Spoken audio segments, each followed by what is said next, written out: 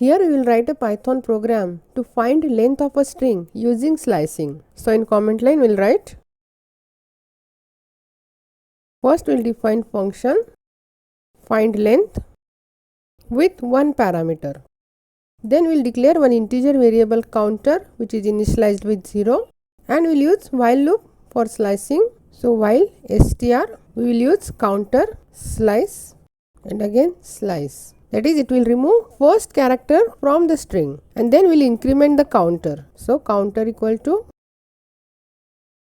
counter plus 1, and after completing while loop we will return counter. Then outside the function we will accept string from the user.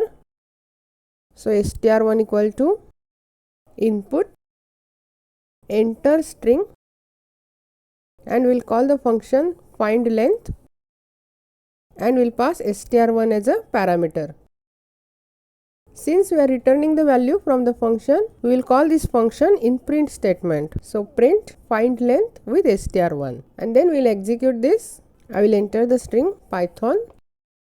It will print 6, which is the length of a string. We can write message here also as length of a string, and again we execute. I will give Python. It will print length of a string as 6.